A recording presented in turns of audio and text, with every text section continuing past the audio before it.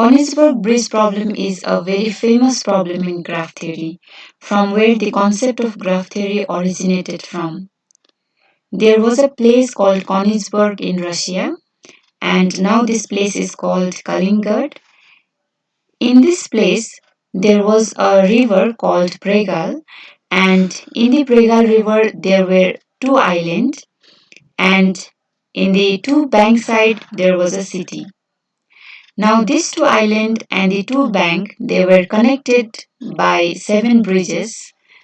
So, these are the 7 bridges: 1, 2, 3, 4, 5, 6, and there is one more bridge here, that is 7.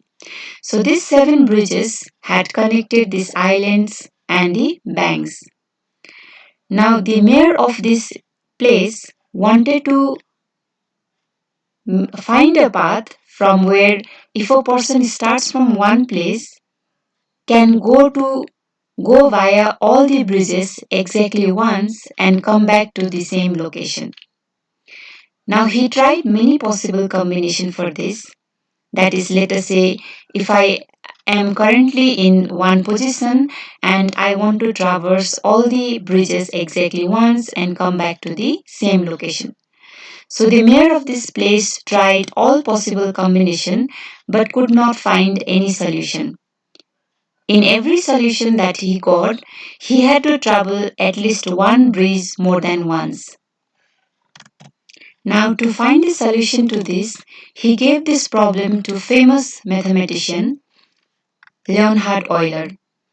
What he did was he tried to represent the city and the island along with all 7 bridges in form of graph, and he tried to find the solution in that graph, that whether it is possible to travel each and every bridge exactly once and come back to same location or not.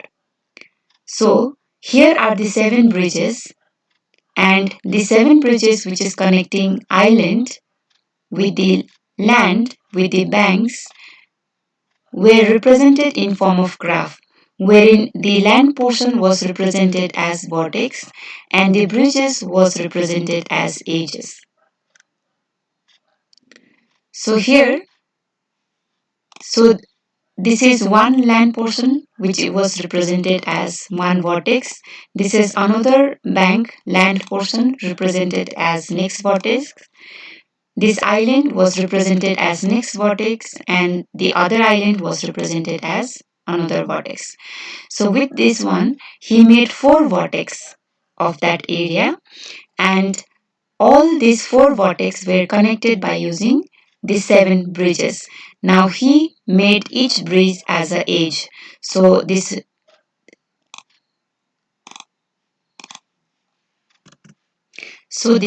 7 bridges representing 7 edges were connecting these vertices.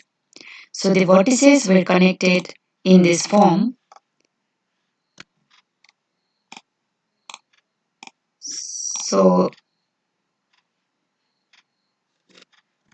this is how he connected the 4 vertices. So this is the graph representing Königsberg. So the 4 vertices, that is A, B, C and D, they are representing 4 land area, and the 7 edges are representing the bridges. Now the problem given to Leonhard Euler was to search for a path wherein, starting from one vertex, to travel each edge exactly once and to come back to same initial vertex. So whether this traversal is possible or not. So Euler also tried several combinations, but he could not, here also he could not find any solution. So now the problem was not about this graph, not about the way we are traversing in a graph, but it was related to something else, and that is degrees. So degree of the vertices. Now degree of a vertex is nothing but how many edges are incident on it. So here degree of A is 3, degree of B is, there are 5 edges incident on it, so degree of B is 5, degree of C is 3, degree of D is again 3. So Leonhard Euler, he proposed a solution that will be applicable to all the graphs that exist in this world. So he gave a general solution that why this traversal was not possible in this graph and what is the condition for this type of traversal to be possible. So this traversal, which requires every edge to be traversed exactly once, it is called Eulerian path. So there are two types of Eulerian path. In one type, we have the starting and the ending vertex as same. In another type, we have starting and ending vertex as a different vertex. Now, in both the cases, Eulerian path requires all the edges to be traversed exactly once. Now, the solution that Leonhard Euler gave was if Eulerian path has to exist in any graph, then the degrees of the vertices has to be such that either all the vertices should have even degree, or if there is any odd degree vertices, then the number of odd degree vertices has to be exactly equal to 2.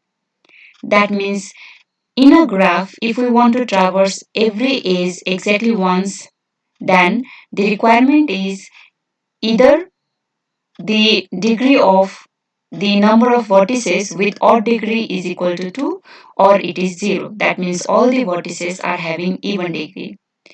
Now in this example, the vertices A, B, C and D, all four vertices they are having odd degree. So odd degree vertices in this graph is 4, which does not satisfy the criteria as per Leonhard Euler. So which means that Eulerian path is not possible. So that is, it is not possible to traverse each edge exactly once and to return back to the same state, same vertex. So this gave the evolution to an entirely new branch of mathematics that is called graph theory. And in this graph theory, there are lot of theorems, lot of solutions to different types of problem which can be used in computer science and engineering. So this is what we are going to explore in this subject. So before going into detail of this subject, we need to know some of the terminologies. That is what is incidence, what is adjacency and so on. So incidence is in between vertex and edge. We say that an edge is incident on a vertex if that edge is connected to that vertex. For example, let us say this is an edge which is incident on vertex C and vertex D. So let us say the name of this edge is E1. So we can say that edge E1 is incident on vertex C and vertex D. So incidence is in between vertex and the edge. Another term is adjacent. Adjacent is in between vertex and in between edges. That is, we say that two vertices are adjacent to each other or two edges are adjacent to each other. For two vertices to be adjacent to each other, they need to have a single edge common in between them. For example, here I can say that vertex C and vertex B are adjacent to each other because they have one edge common in between them. But in between vertex C and vertex D, if I want to move from vertex A to vertex C, then I need to traverse two edges minimum. So that means they are not adjacent. Similarly, edge E1 and E2, we can call these two edges are as adjacent edges because they have only one vertex in common. So that means if I want to move from edge E1 to E2, then I need to traverse only one vertex, that is vertex D. So next we are going to see degree, a very important term in graph theory. So we have seen that degree of a vertex is nothing but how many edges are incident on that vertex. Remember that the edge can be self-loop also. So if a edge is self-loop, then that needs to be counted twice because that edge will have starting vertex as well as end vertex as the same vertex. So the degree of that vertex will be twice to be counted twice. So degree of a vertex is nothing but how many edges incident on that vertex. So we can write it as, let us say, degree of vertex v1, degree of as 1, 2, 3, 4. So this is the integer number. Degree of a vertex is also called valency. Now, in a graph, we need to calculate degree of each vertex, and if we add the degree of all the vertices, then it will give us the degree of graph. So degree of a graph is nothing but summation of degree of all the vertices. So if our graph has n number of vertices, then a summation from I equal to 1 to n degree of each vertex will give us the degree of graph. So what is an isolated vertex? An isolated vertex is that vertex which does not have any edge incident on it. Like for example, vertex V4 is an isolated vertex. So there is no edge that is incident on this vertex V4. Now what will be the degree of a vertex which is an isolated vertex? So since there is no edge that is incident on this vertex, so its degree will be equal to 0. Another type of vertex can be a pendant vertex. So a pendant vertex is that vertex wherein only one edge is incident on it. For example, V3. So there is only one edge that is incident on V3. So what will be the degree of pendant vertex? Since only one edge is incident, so its degree will be equals to 1. Now there can be vertices or the edges in series.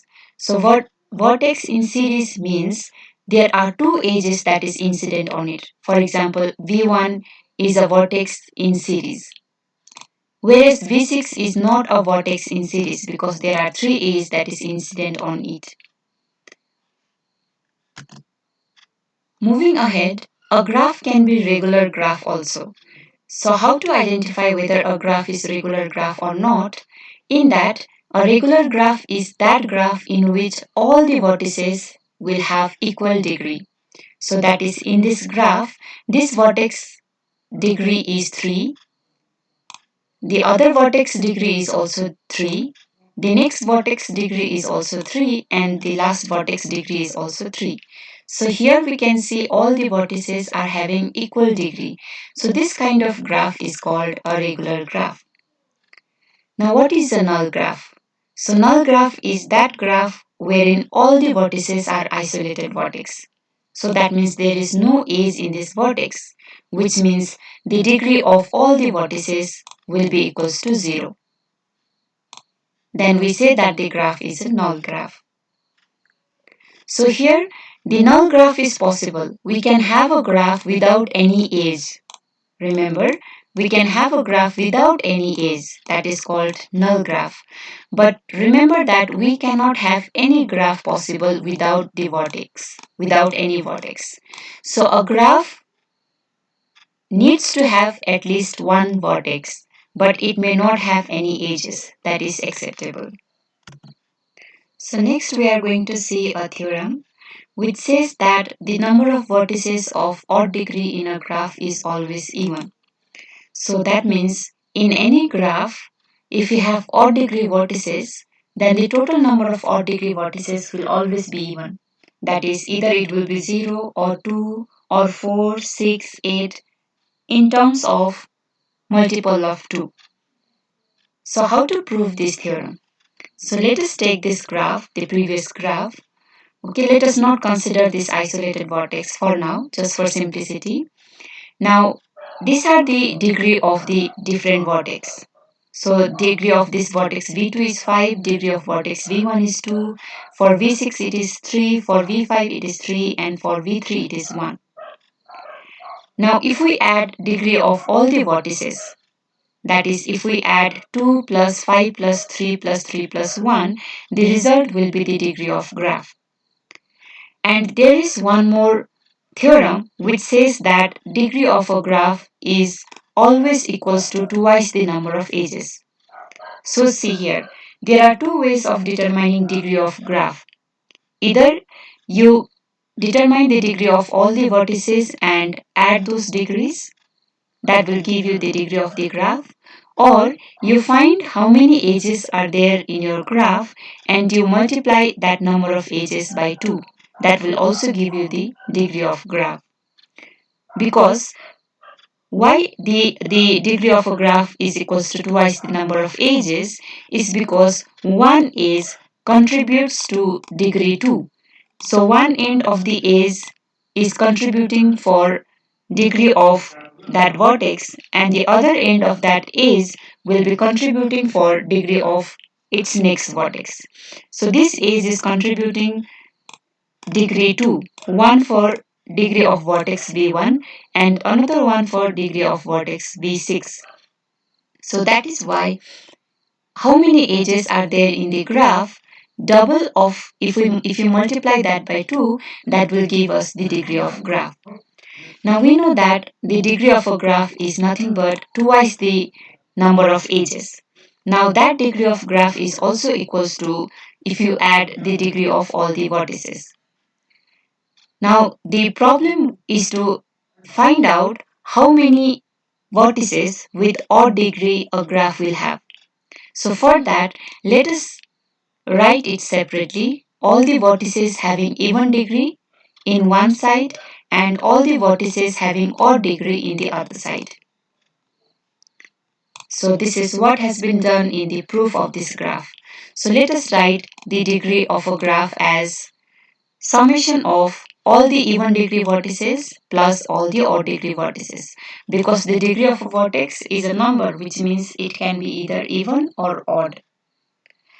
Now this portion that we know it is twice the number of edges. So degree of entire graph is twice the number of edges, which means if you multiply any value, whether it is even number or odd number by 2, the result will always be even. So this part is always even. Now in this part what we are doing is we are adding all the even numbers.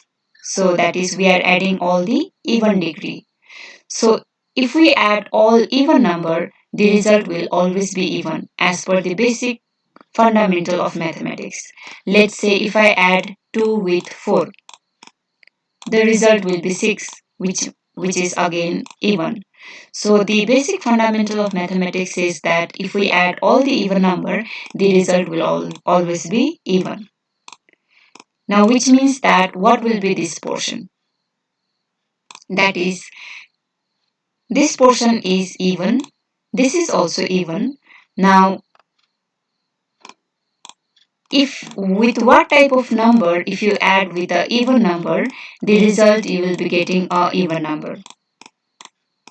Now you can try any possible combination. Let us say with a even number, that is 2, what you should add so that you get the result as even. Okay, so let me write an even number as 8. So what you should add with 2 so that you can get 8. If you add any odd number, you will not be getting 8. So for the result to get 8, you need to add a even number, that is 6. So there has to be 6 here, then only you will be getting 8.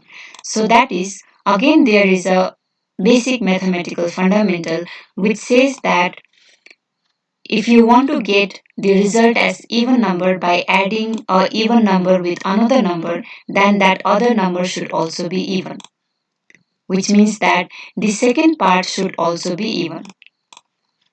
That is, let me go back to that example. That is, what we did was we wrote the degree of the vertices of the graph as separately as even degree vertices and this as the odd degree vertices. Now addition of all the even degree vertices will be even, and adding all the odd degree vertices, what it is going to be. So obviously, even to get the result as even, you need to add another even number, then only the result will be even. So this portion has to be even. Now the question was not to prove that the addition of all the odd degree vertices is even. The question was to show that the number of odd degree vertices is even, which means the question was to show that the number of elements here. So the number of elements that you are adding, wherein each element is an odd number. So the number of odd numbers after adding, the result is even. The question was to show that this number of odd numbers is even. So how many entries that you have here, it has to be even. So that is nothing but the number of odd degree vertices in any graph will be even. So how we can prove that? Here, till now, we have understood that after adding the odd numbers, okay, suppose there are some set of odd numbers, after adding a set of odd numbers, the result that you are getting a even number. Now you are adding the odd numbers and finally the result you are getting is even number.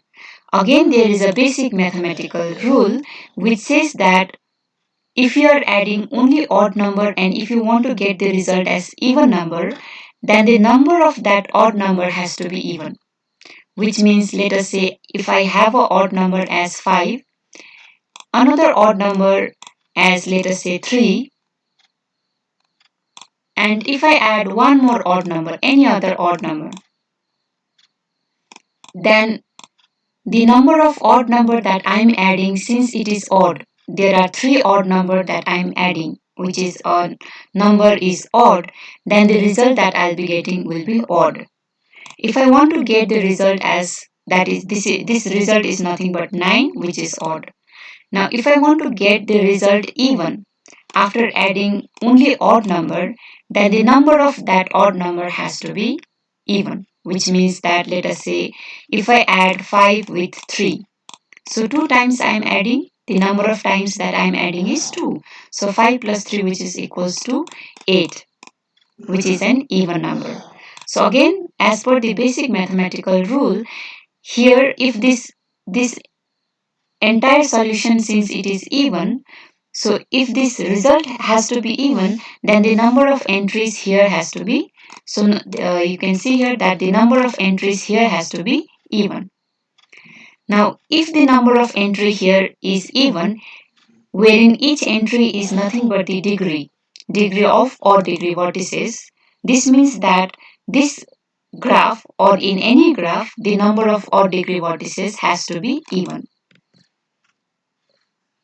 which gives us the final solution or the proof of this theorem, that the number of odd degree vertices in any graph will always be even. Next topic is isomorphism, that is to represent whether two graphs are representing the same mathematical definition or not. That is, suppose if we have two graphs G and G dash, so G and G dash, whether these two graphs are isomorphic to each other or not.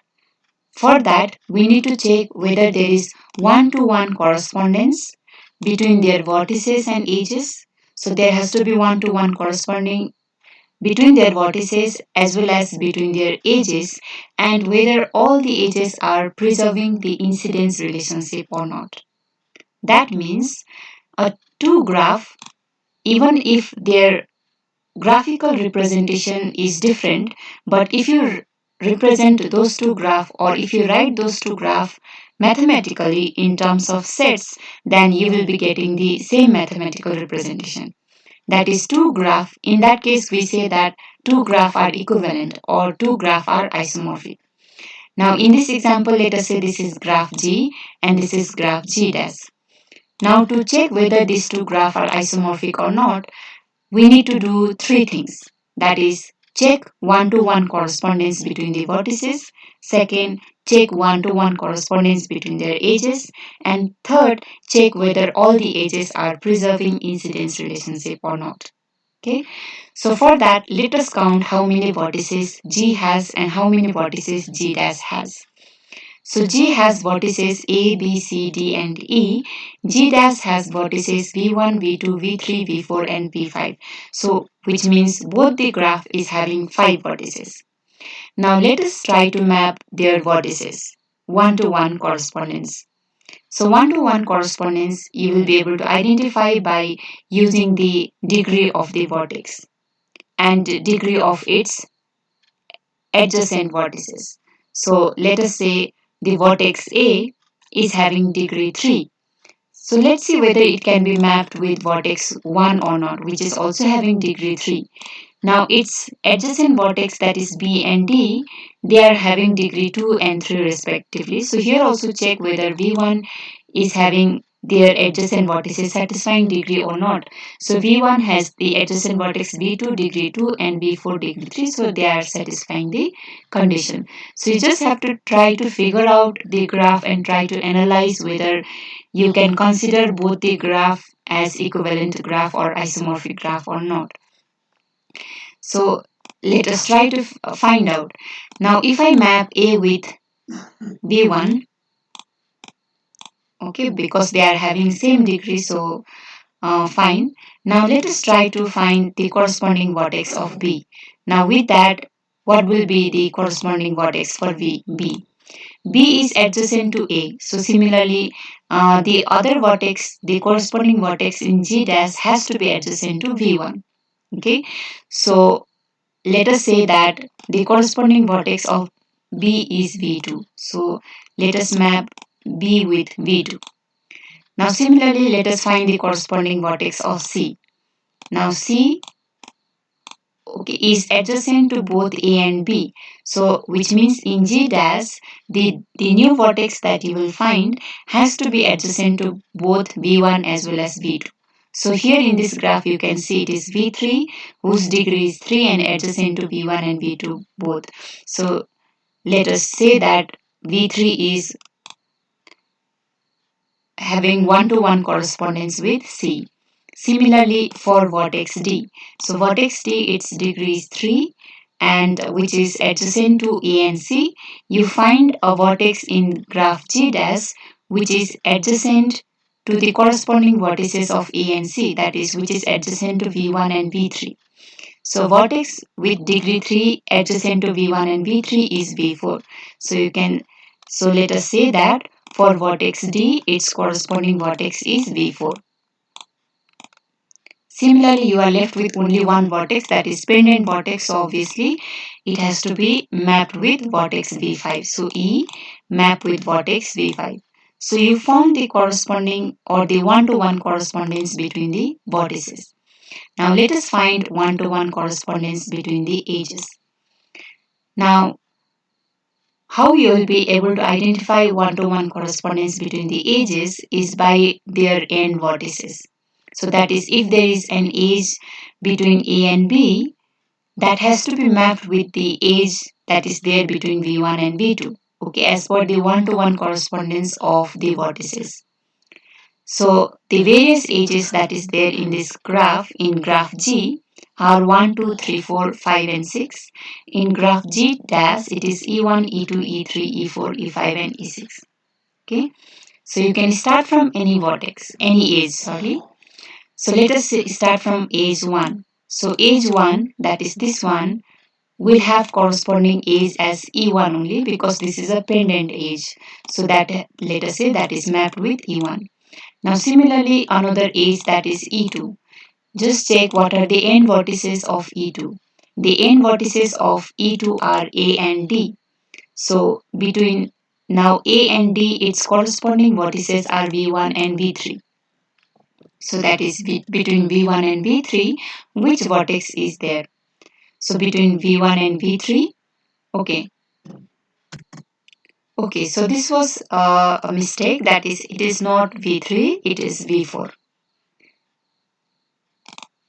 So between V1 and V4, the edge that is there is E2. So for edge 2, its corresponding edge in graph G dash is E2. Similarly for edge 3 is in between C and D. So you find corresponding vertices of C and D, that is V3 and V4. And between V3 and V4, the edge that is there in this graph is your E3. So corresponding edge of edge 3 is E3. Similarly, corresponding edge of edge 4 is E4. For E5, it is edge 5 and for edge 6, it is E6. So with this one, you also prove the incidence relationship. That is, for all the edges of graph G, their corresponding edges in graph G dash are satisfying or having the same two end vertices. Okay, that is, their two end vertices are the corresponding vertices in the other graph. So with this one, you have proved the incidence relationship also. If you want to show it separately, then you can write for each edge, you can write its two end vertices and then its corresponding edge in the other graph and write their two end vertices. That is, for edge 1, its two end vertices are D and E, so its corresponding edge that you identified was E1 and its corresponding vertices, two end vertices are V4 and V5. Now you can say that D is corresponding to V4 and E is corresponding to V5. So their incidence relationship is also preserved. Now if this is true, then you can say that these two graphs G and G dash, they are isomorphic to each other. This is the symbol for representing the isomorphism between the two graphs. Similarly, you try to check whether these two graphs are isomorphic graph or not. Okay, so for that you label the vertices and the edges. You can give any name to the vertices and the edges for both the graph. Okay, and find the corresponding vertices, corresponding edges. Okay, prove one-to-one relationship, and for all the edges, prove incidence relationship. That is, the two end vertices with which that edge is incident on, whether those two end vertices are the corresponding vertices or not. So to check whether two graphs are isomorphic or not, some of the criteria that you can check is the two graph has to have same number of vertices, they need to have same number of edges, and they need to have vertices with given equal degree, same degree, and all one-to-one correspondence and incidence relationship. So you try to check for isomorphism in this graph. Similarly, for this graph also, you can check whether these graphs are isomorphic or not. That is, in this one, you have graph A, B, and C. So these three graphs are isomorphic. You prove that they are isomorphic, okay, by following these steps that we discussed previously. And in the second figure, these two graphs are not isomorphic. You have to prove that they are not isomorphic because you will not be able to find the corresponding vertices and the edges. Next one is automorphism. Isomorphism is about two different graphs, but their mathematical representation is same. Okay, in terms of sets, as a set of vertices and set of edges, if you write, then both the graph they are going to have same mathematical representation. Automorphism is the same graph that is drawn differently. Remember that a graph, if you represent a graph mathematically, then its mathematical representation will be same. But if you have to draw a graph, you can draw a graph in any form. Like for example, you have this graph, okay, which is drawn in the first example as a square. This is the same graph that is drawn in another format, okay. So what you did was in the same graph, you are just changing the vertex 3 with vertex 4. That is, you are moving vertex 3 to the other side and 4 to this side. So which gave you this graph. So the same graph, by moving the vertices in different location, you are getting this third graph. So automorphism is same graph drawn differently. Okay. So next is subgraph of a graph. A graph G, small g, is said to be subgraph of another graph, let us say capital G, if all the vertices and the edges that is there in small g are there in capital G and all the edges they are satisfying their incidence relationship. That is, you have a graph, let us say this is a graph G. Now from this graph G you can take out a small portion of this graph, and the smaller portion of this graph is called subgraph of G. Okay, so let us say this is our small g. So what we did is from this graph we took out this portion, and now this portion will be called as subgraph of G. Remember that G can also have all the vertices as well as all the edges of G. Okay, in that case, G will be equivalent to capital G. Now, in this small g, it can have lesser number of vertices or lesser number of edges in comparison to g, but all the vertices and edges are from g and all the edges will be satisfying the incidence relationship which was there in g. Then we say that small g is a subgraph of capital G. Now we can also have edge disjoint subgraph. That means from one graph we may draw more than one subgraph in such a way that the different subgraph may have the vertices in common but they do not have any edges in common. So in that case the different subgraph are called edge disjoint subgraph. So next is walk.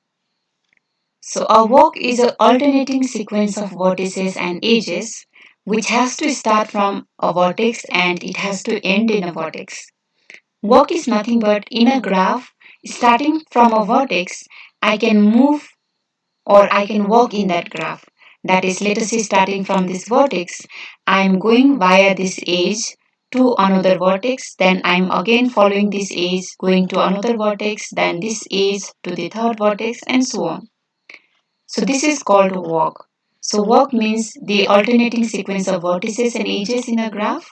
And remember that starting position as well as ending position has to be a vertex. So a walk will be written like this. That is, any vertex, okay, will be the starting vertex and the last position, as I said, will also be a vertex. Now, in between, there will be alternating sequence of vertex and edges. So that is starting from a vertex, let us say V1, I am going to edge A, then going to V2, then following B, I am reaching V3, then following C, that is a edge, I am going to V3, then D, V4, E, V2, F, and V5. So there is an alternating sequence of vertices and edges, and starting is a vertex, end is a vertex. So this starting and ending vertex are called terminal vertices. Now in our walk, I can start from same vertex and come back to the same vertex, okay? Or I can start from one vertex and end at some other vertex, like in this example. That is, I'm starting from vertex V1 and ending at vertex V5. So this type of walk wherein the terminal vertices are different, this is called open walk. Now another type of walk that is possible is we may start from a vertex and end at the same vertex. So that is called closed walk. Now in an open walk, that is starting and ending vertex is different. Okay? If we are not repeating any of the vertex, that is, let us say in this example, I'm starting from vertex V1, then going to V2, then V3, and then ending at vertex V4. So in any walk, wherein start and end vertex is different, and in between also, none of the vertex are same. Okay, we are not going back to same vertex more than once, then that walk is called path. Now the number of edges that is there in that path is called length of the path. So in this example, the edges are A, B, and D. So we are going via edge A, B, and D, and we are not repeating any of the vertex. Remember that if we are not repeating any of the vertices, then automatically we are not repeating any of the edge, because edge is nothing but two end vertices. So if we are not repeating any of the vertices, neither starting and the ending vertex, then we say that walk as a path. Now, there can also be a situation wherein in between starting and the ending vertex, we are not repeating any of the vertex, but the starting and the ending vertex is same. That is a walk in which initial and the final vertex is same, but in between all the vertices are unique, then that walk is called cycle or the circuit. Okay. So next we are going to see what are connected graphs, disconnected graphs, and the components. So a connected graph is, let us say in this example, if you take only one portion of this graph, okay, suppose if there is only one portion of this graph with you, then you can say that this graph is a connected graph. So why this graph is a connected graph is because if you start from any vertex, then it is possible to reach every other vertices. Okay, so that means starting from this vertex, you can follow some path based on the edges connection, and using that you will be able to reach all other vertices. Okay, so every other vertices can be reached from any vertex. So that is why, as per the definition, it is a connected graph. Now if you exclude this portion, so suppose if you consider these two graphs as part of one graph, which is possible. So if you consider both the graph as one graph, then this is a disconnected graph, because starting from one vertex, it is not possible to reach all other vertices. So starting from a vertex of one part, you will not be able to reach all these vertices. So that is why it is a disconnected graph. Okay, just by looking at the graph, you will be able to identify clearly that there is no edge connecting these two portions, so that is why it is a disconnected. But as per definition, it is that graph wherein you will not be able to reach at least between a pair of vertices. Then the graph will be called as disconnected graph. Now, in the disconnected graph, each connected subgraph. Okay, let us say this is my one connected subgraph and this is another connected subgraph. So each connected subgraph is called components. So this disconnected graph is having two component. That is, this one is the first component and this is my second component. So these are some of the theorems related to connectedness of graph. The first theorem says that if you have a graph G which is disconnected, then the vertices of this graph G you can partition into two subset. Okay, so let us say those two subset are V1 and V2. Now, in the vertices of V1 and the vertices of V2, there will not be any edge that will be connecting the vertices of V1 with V2. So since there is no edge that will be connecting the element of V1 with V2, so this two set is called edge disjoint set, and hence they are the disconnect. They belong to the disconnected graph. Another theorem says that if a graph has exactly two vertices of odd degree, then there has to be a edge, okay, directly or indirectly, which should be connecting these two odd degree vertices.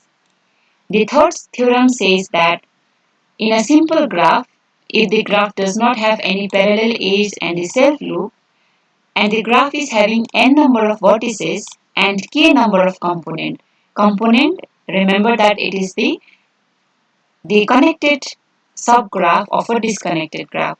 So the number of subgraph of a disconnected graph is k, then we say that as a k component. In the previous example, it was two number of component.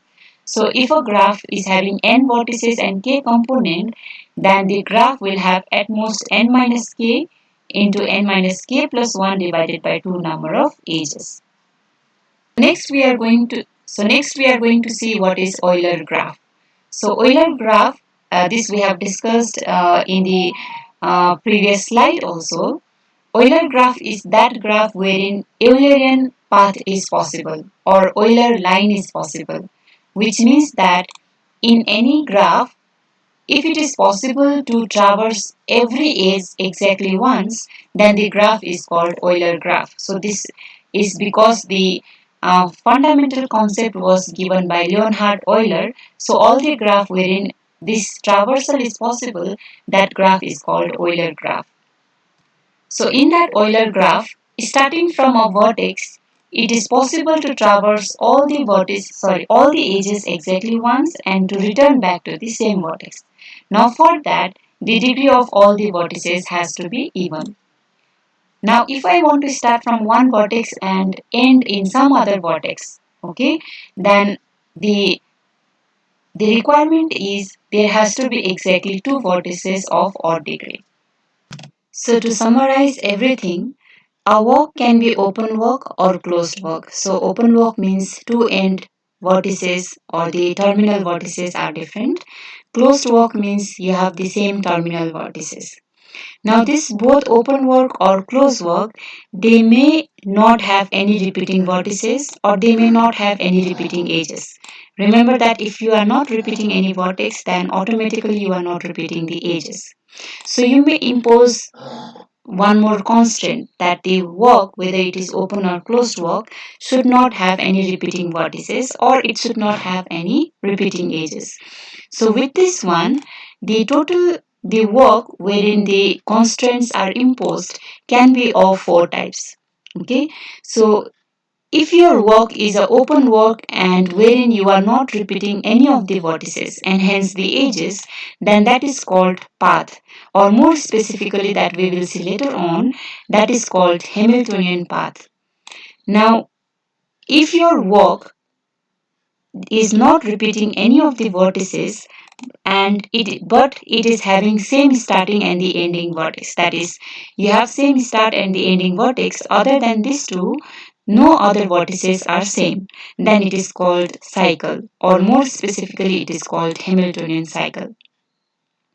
Now in your walk, if you are not repeating any of the edges, though during the walk you might be repeating the vertices, but if you are not repeating any of the edges, then that is called Euler path, or if you have starting and the ending vertex as same vertex and in between you are not repeating any of the edges, then it is called Euler circuit or simply a circuit.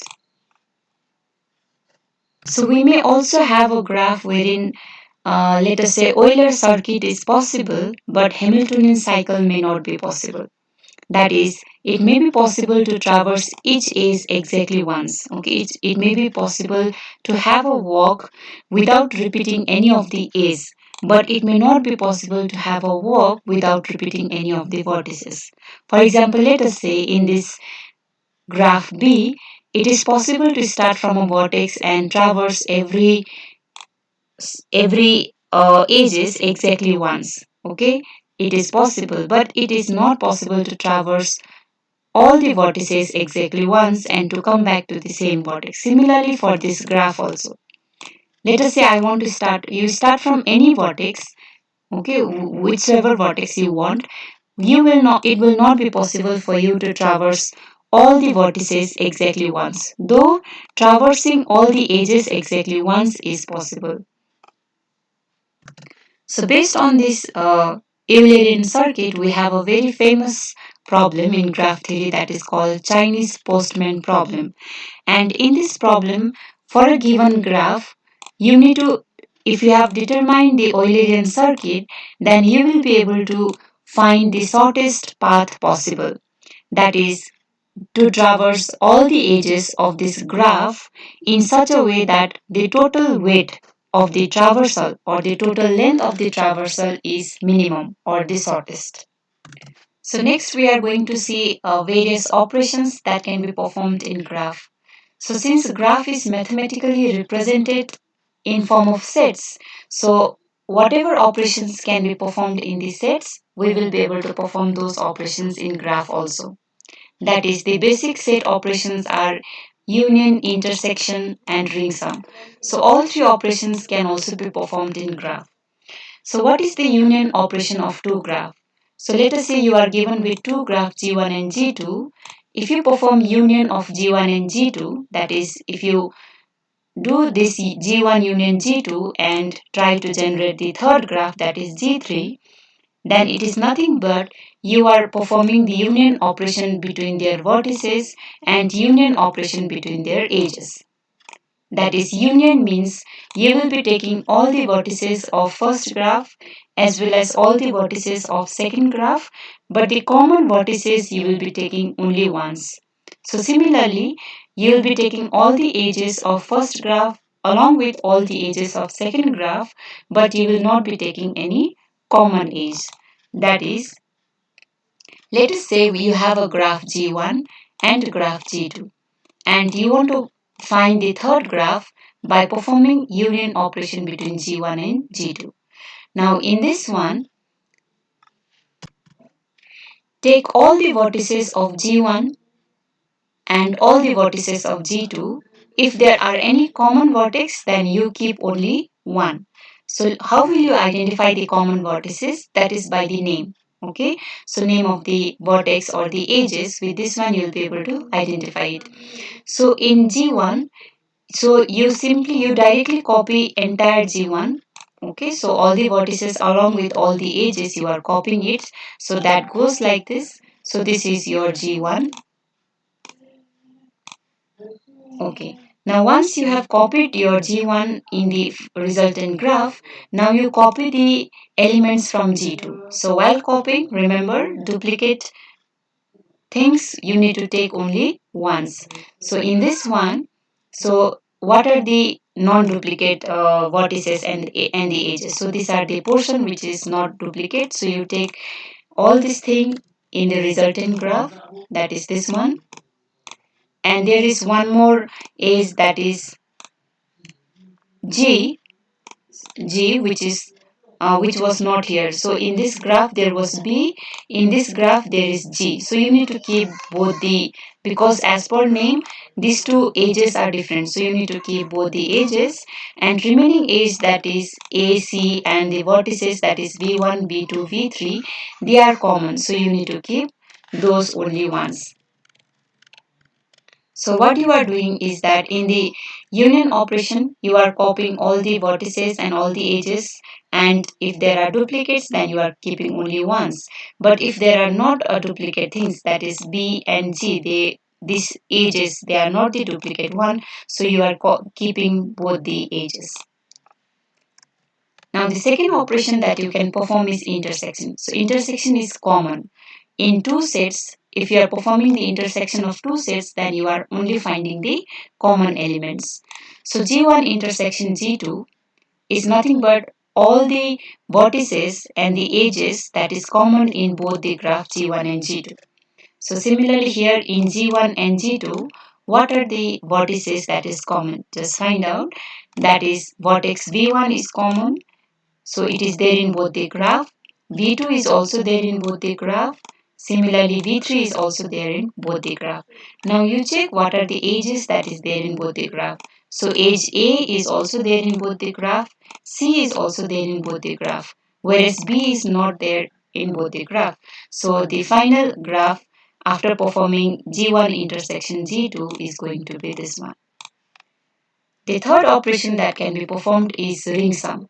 So if you are performing ring sum of two graphs G1 and G2, that is G1 ring sum G2, then you are performing V1 union V2. That is for the vertices, you are performing union operation. That is, you are taking all the vertices of G1 and all the vertices of G2, keeping the duplicate vertices only once. But about the edges, you will be taking only those edges that are either in G1 or G2. Remember that this is important one. The edges, if it is edges, then only those edges which is either in G1 or in G2. That is only unique edges you are taking. But if there are any edges which is common in G1 and G2, those edges you will not be taking. So let us see in this graph, that is in G1 and in G2, take all the vertices. Okay, if common, then keep only one. So these are the all the vertices you have taken. Now find which all edges are common. Now those common edges you should not be taking, and rest all other edges you need to take. So as we had seen previously that there are two edges which is common, that is A is common in both the graph and C is also common in both the graph. So common edges you will not be taking, okay, and all other edges you need to take. So that will give you the G1 ring sum G2. So these are the some of the properties of the operations. G1 union G2 is equivalent to G2 union G1. Similarly for the intersection and for ring sum. So all three operations are cumulative operations. Now, if you perform union and intersection with the same graph, okay, with a graph with itself, then you will be getting the same graph. But if you perform the ring sum operation with the same graph, that is, since both if you are performing ring sum with the graph with itself, then all the edges will be common and none of the edges will be taken in the resultant graph, but all the vertices will be taken. So the result will be a null graph which is going to have only the vertices, same as that of G.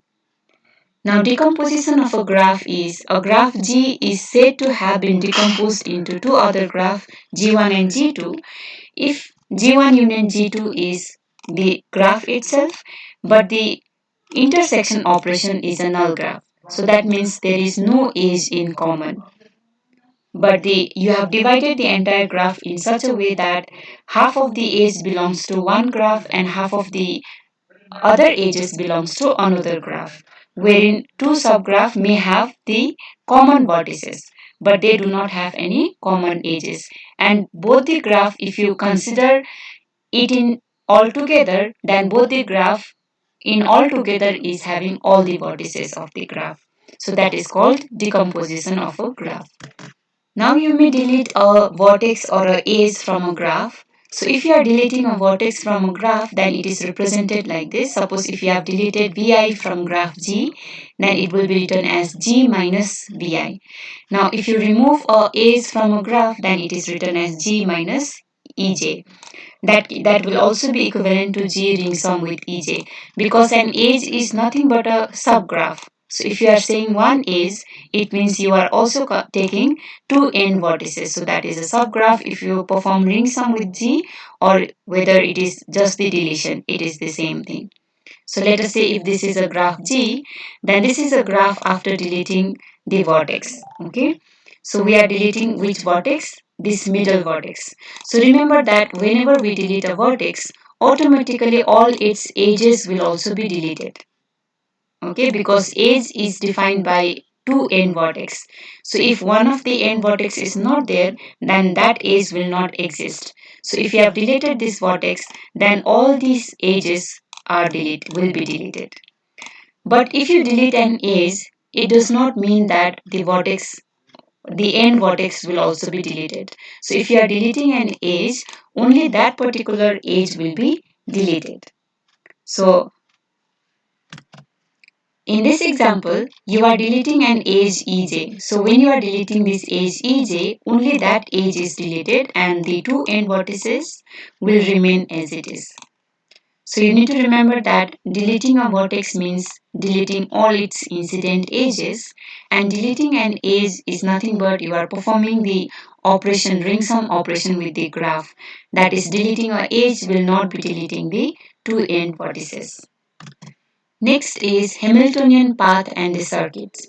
So Hamiltonian path we have discussed previously also, that if you in a graph, okay, if you want to have a walk starting up from a vertex, and if you do not want to repeat any of the vertex in between, wherein if you want to traverse each vertex exactly once, okay, so all the vertices of the graph you want to traverse as well as all the vertices you want to traverse exactly once, then that walk is called Hamiltonian path. Okay, remember that here whenever term Hamiltonian is named after a mathematician, that whenever you hear a term Hamiltonian, it means you are traversing all the vertices of the graph. So if you are traversing all the vertices of the graph exactly once, then that is called Hamiltonian path. Now, while traversing all the vertices of a graph, if you can return back to same vertex, okay? So starting from a vertex, you are traversing all other vertices exactly once and returning back to the same vertex. Then it is called Hamiltonian circuit or Hamiltonian cycle. So these are some of the theorems.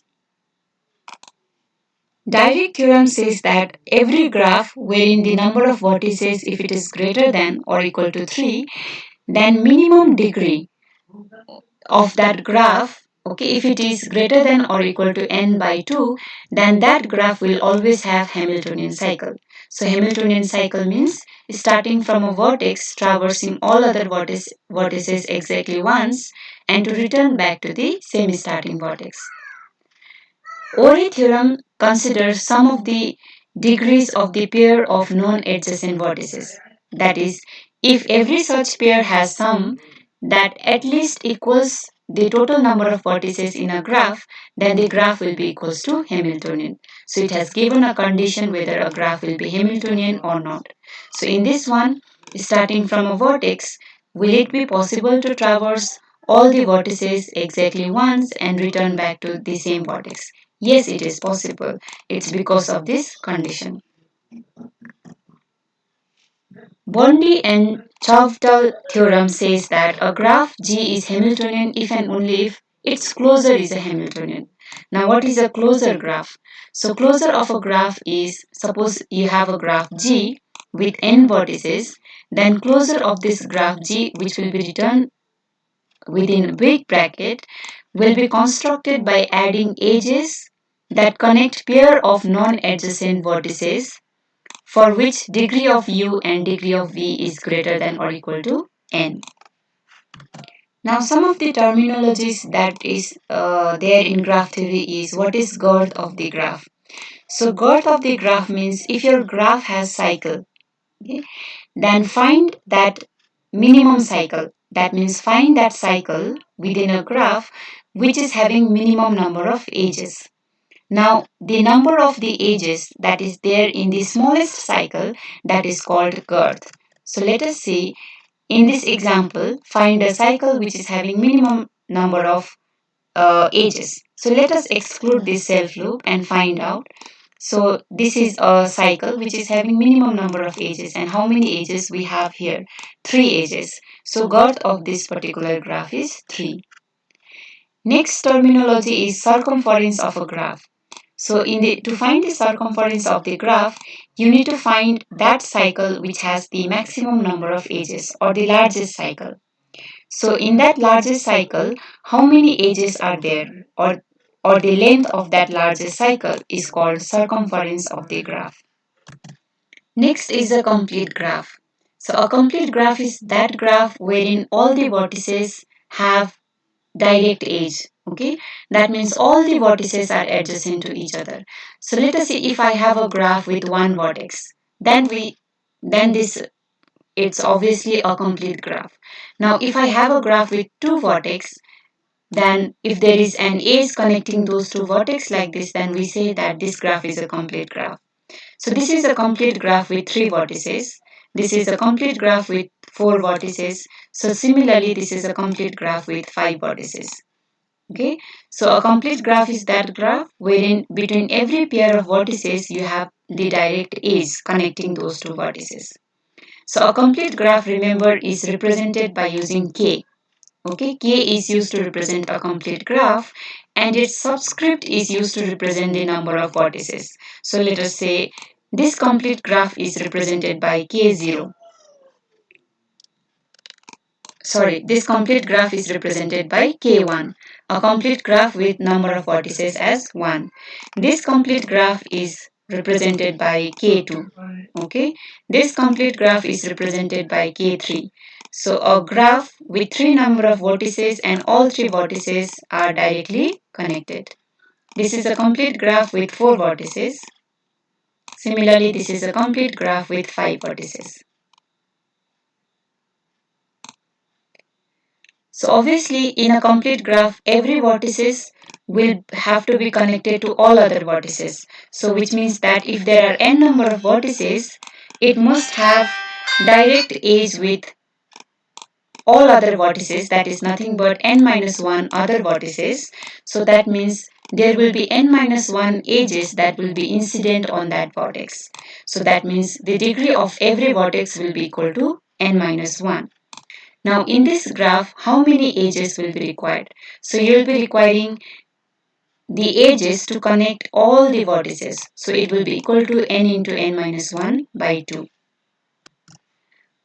So next is traveling salesman problem. It is a problem which is the application of Hamiltonian cycle, that suppose you have to start from one city and you have to travel all the cities exactly once and return back to same city in such a way that the total cost of traversal is minimum.